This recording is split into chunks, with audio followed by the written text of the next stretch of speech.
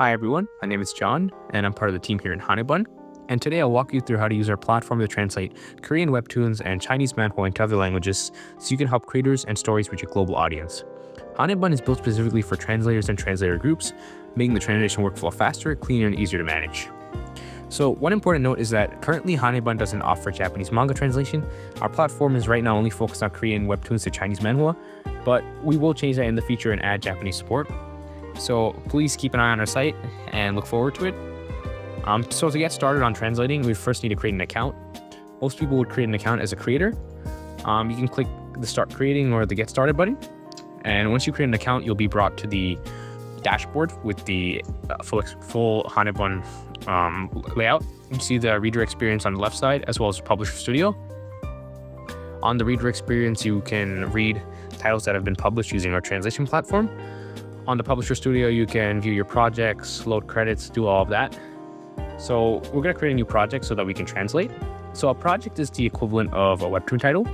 So for example, if we call this test webtoon, and for the description, we'll just write something. This is more useful for if you're publishing the webtoon. And you can also select up to 3 genres that describe your project. So you can select genres like action, drama, fantasy. This is also for if you publish it, it'll help the reader understand what the manhwa was about. And you can also add a cover image. These two are not required though, the genre or the cover image. So let's save and proceed. And we can start by adding a chapter.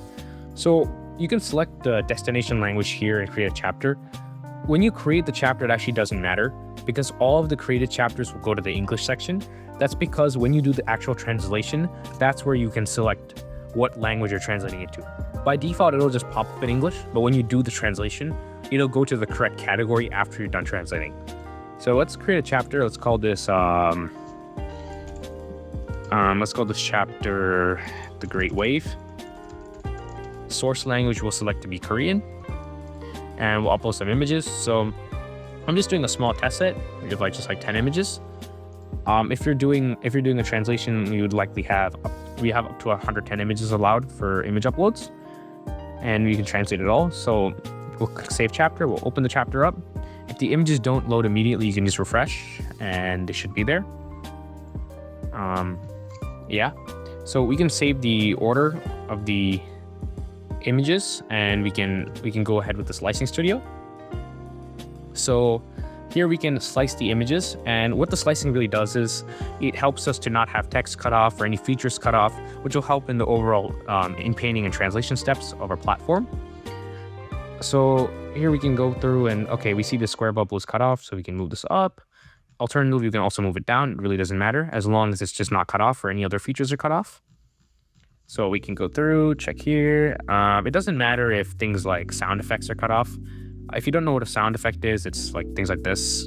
That doesn't matter, but we can skip to that. Just make sure nothing is cut off, and then we can move on to the next step where we can actually go ahead and translate the stuff. So the next step is the feature detection. This is where we actually detect all the features that are actually in the panel. So we can see feature by feature, speech bubble, spike bubble, things like that. There's different bubble types.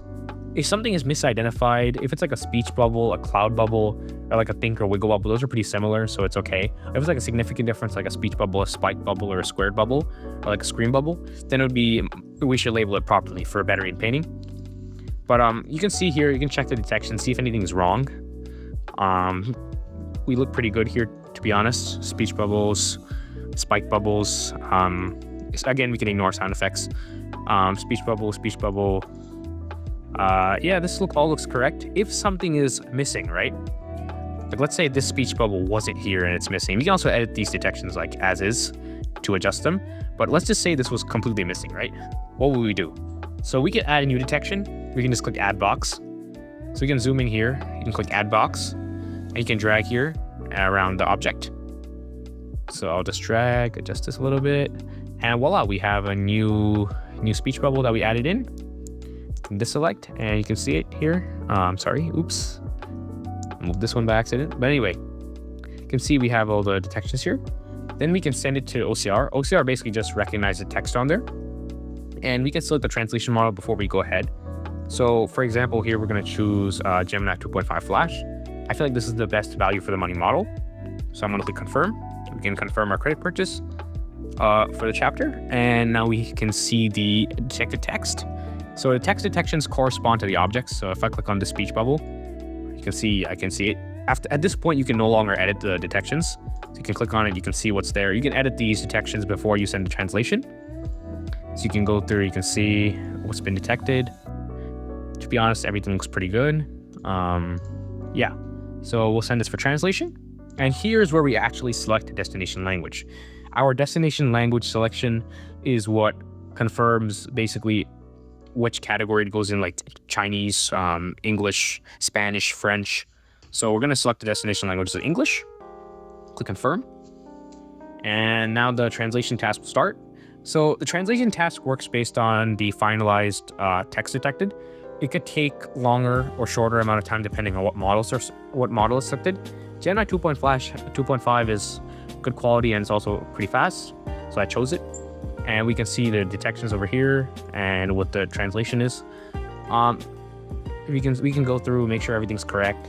And then before you send, and then you'll see a send to final stage button. This is where we're going to do the typesetting of stuff. Sometimes if you have a lot of images, this button will be grayed out while the inpainting is working, because it has to inpaint all the images after you've confirmed everything. So if that is grayed out, just wait. You can go through and make sure everything's correct while you wait. So in our case, it's already done, so we can click that. And here we can see that all the text has been inserted. Now, we want to change the default font here. So default font is basically what font it by default inserts everything in as. We're going to change this to something else, like let's say we change it to Acme. Then we can change it to this, click set font, and everything will change.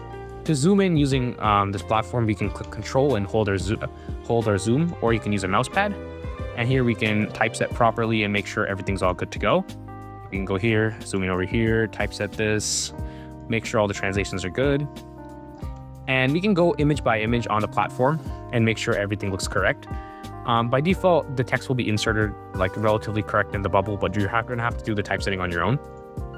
I'm not any expert typesetter or anything, but I'm doing what I see visually, like what I know can be changed to be better. You can change the fonts as well as necessary. Like if I want to change this to one of these other fonts, like say I want to change it. Oh, sorry, I want to change the default. But if I want to change the font to, let's say, permanent marker, I can change it here. And I can zoom in here and I can see how this looks. We can set the font. Yeah, something like that. So we can go image by image. And once we finish doing the typesetting, we can then export the panels. So the export process takes a few seconds right now, how it is. It's worth the wait, trust me. But you can also publish it as well. So I'm just going to export it, and then afterwards, like we can send it to publish. But we can click export all, and exporting will go through each of the panels. If you have a lot of images, it might be slower.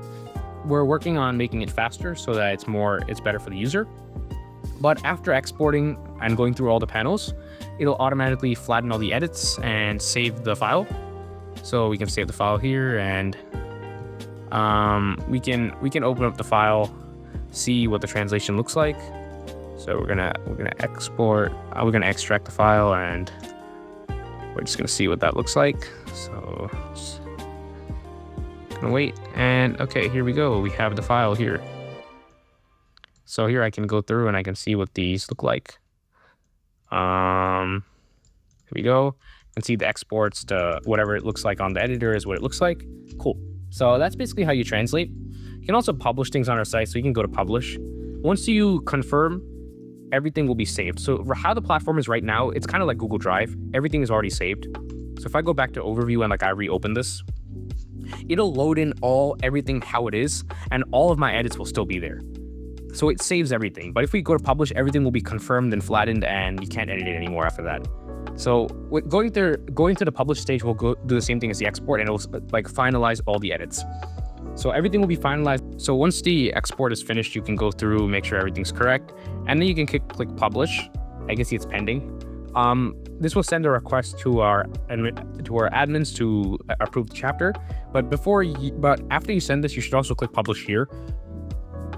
Only by clicking publish on the webtoon will it actually send this request. So we send it in. So now, if this gets approved, then anything we publish here, it will send to admins and it can get reviewed and published.